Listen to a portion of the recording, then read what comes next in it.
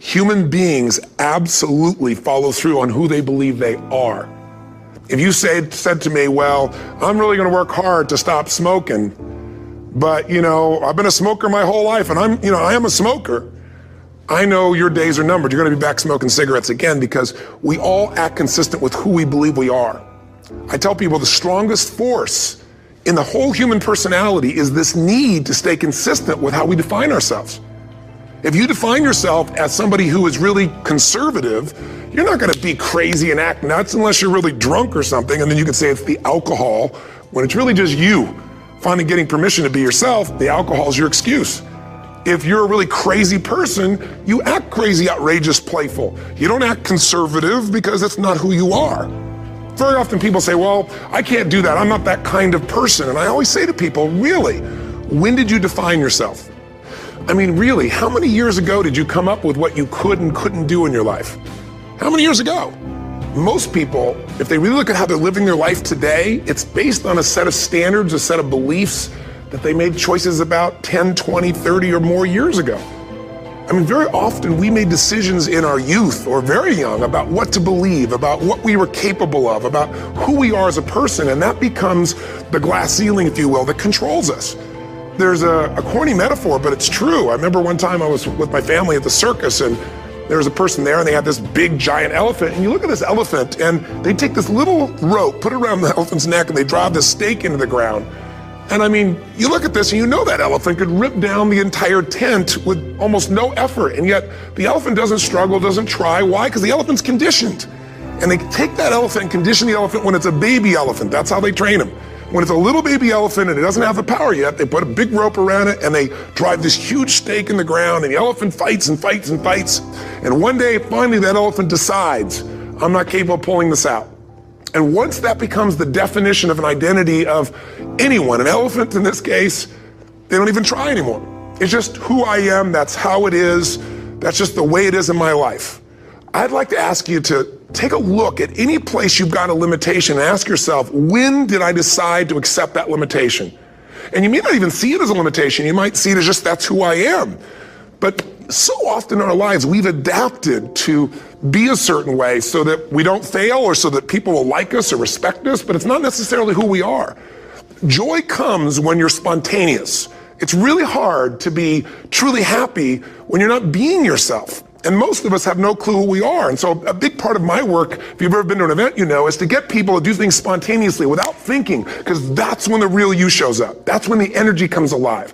And when you do that, when you start to connect to your true nature, suddenly there's energy available for you to set a higher standard for what you want in your life. That's what this is really all about. And when I talk about standards, when I talk about, shoulds versus musts, think about your own life. I know there have been areas in your life where some point in time you just shifted and you raised the standard and your life changed. Because whatever people have their identity attached to, they live. We live who we believe we are. That's just how it works. It's just kind of like, I'll give you an example. Look at your physical body.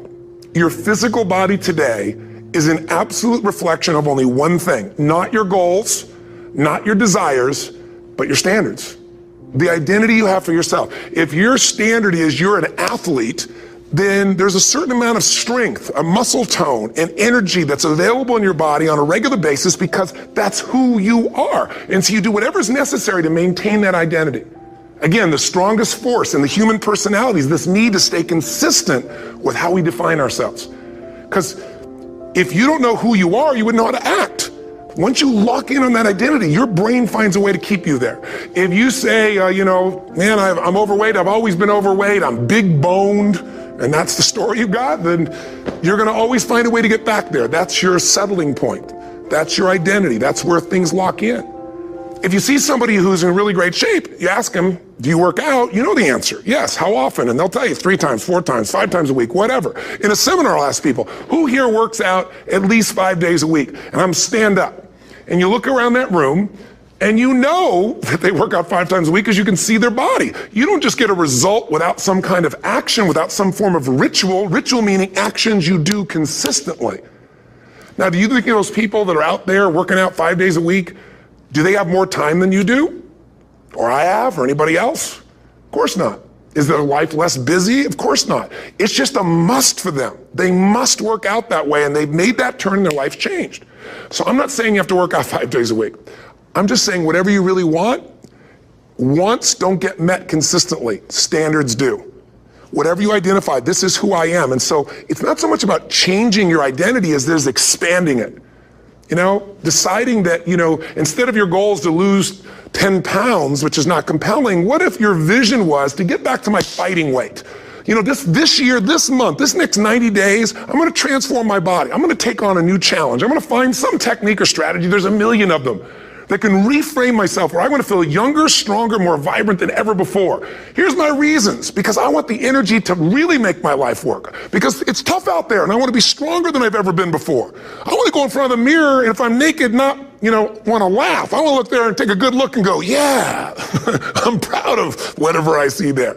Whatever it takes, something's going to make you laugh, smile, something's going to tease yourself, but something's going to move you to another level. If you identify yourself in a new way and you own that every day, and that becomes the standard of how you live, you'll find the way to make that standard real. Money's the same way. Think about it. It doesn't matter what's happening, quote unquote, in the marketplace. People that make money find a way to make money no matter what, don't they? Most people's standard is to pay their bills. So that's what most people find a way to do, even when economic times get tough. Most people, if that's their absolute standard, they find a way. Some people's standard is pay their bills most of the time. And so most of the time they do. Some people's standard is not just to pay their bills, but to take care of their family and maybe even some of their friends. And they find a way. In fact, some people may be in a family where they don't have enough money. They barely have money to pay their bills. They work their guts out. And then somebody, their mother, their father, somebody else, their sister gets ill, and there's not enough money to take care of it. Nobody else has money in the family. They don't either, but they find a way to get that money to take care of their mother or father, don't they? And pay their bills. They never could do it before. Why? The situation made them raise their own standard. And not everybody does that. Somebody else in the family might have money and still not take care of their mother. It all comes down to the inner game, my friends. Changing your life is a change in the inner game.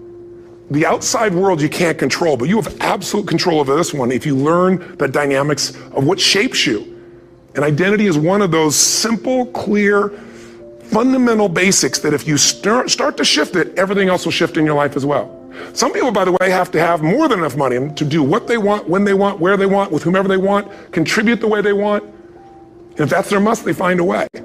I know that sounds overly simplistic, but it's true.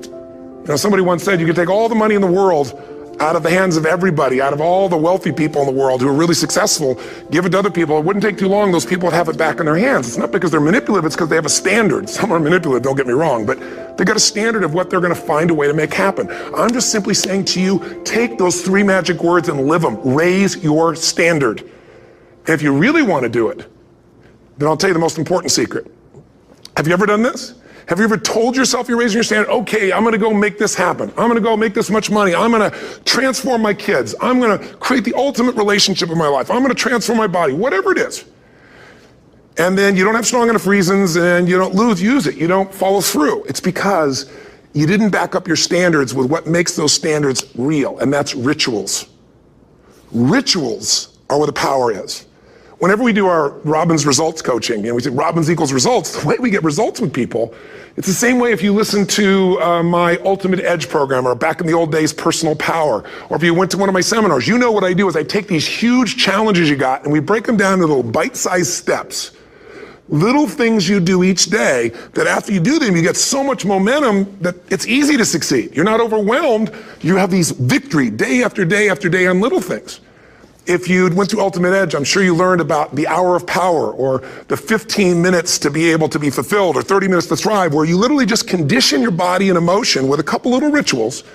So it doesn't matter what's going on in your world, you feel that strength, and it's not fake, it's not some pump up, it's coming from inside you, and it works. Rituals define us. See, all the results in your life are coming from your rituals.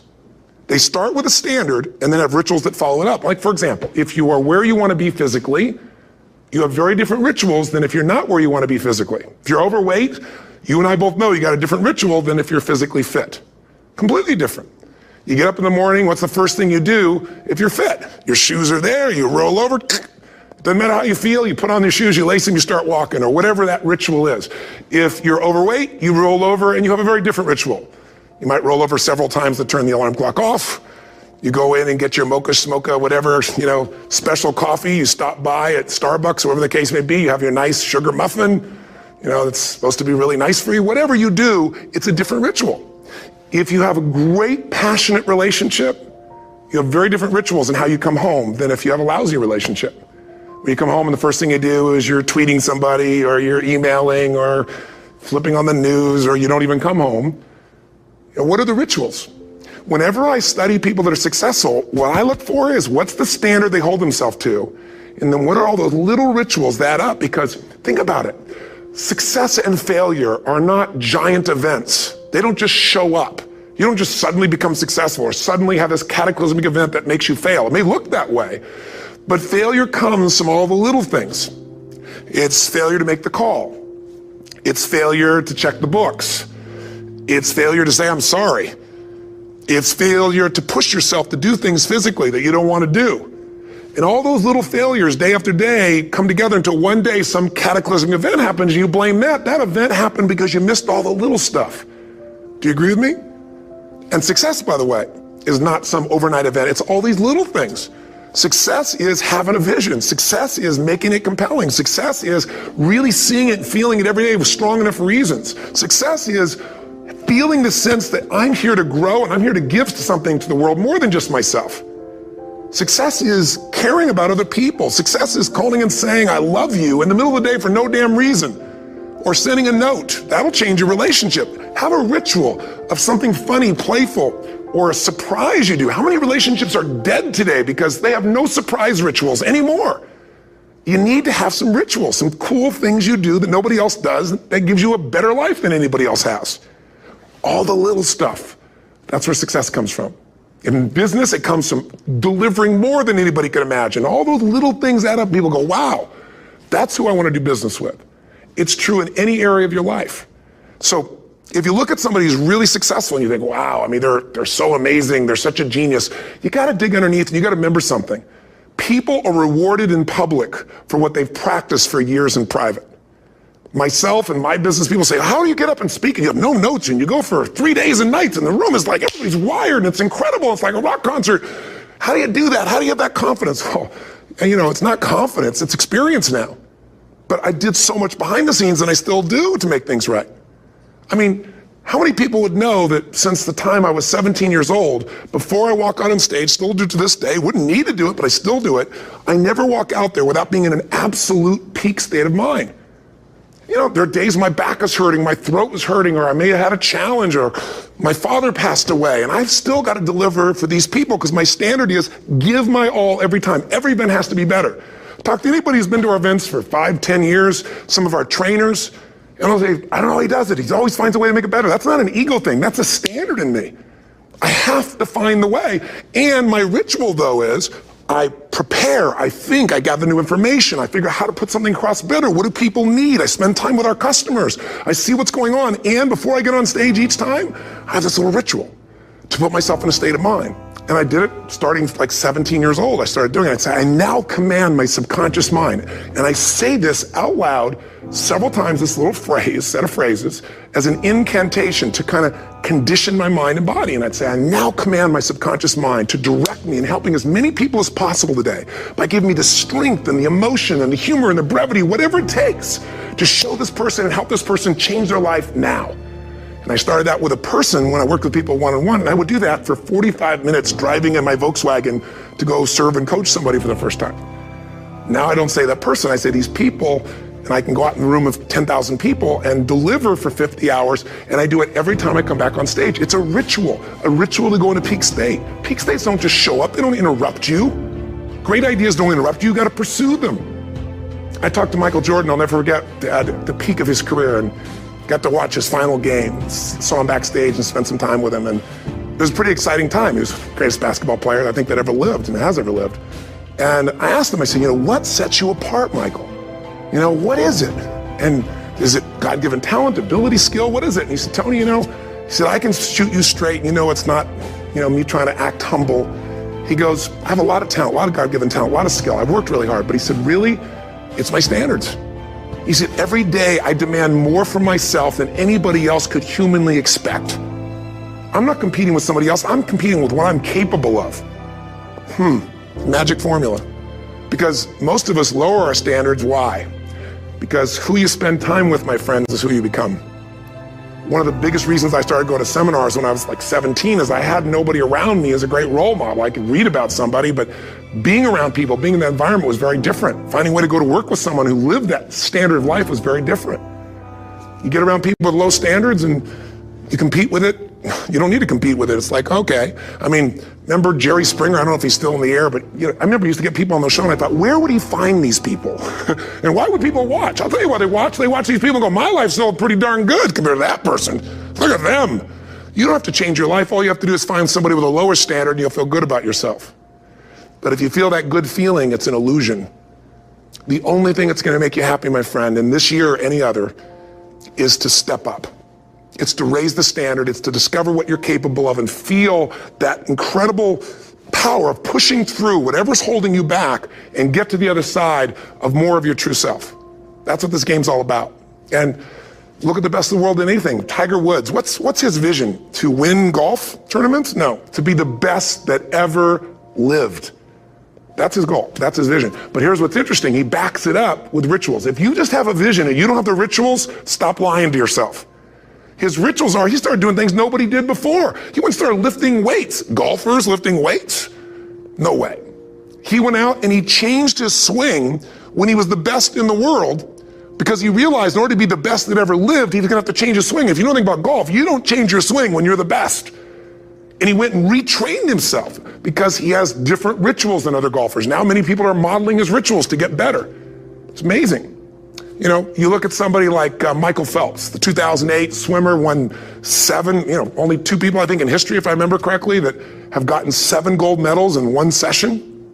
And here's a guy, he's got number 6 under his belt, and he's exhausted, and he's going in for that final swim. I'm sure you remember. And how does the guy win? By 1/100th of a second.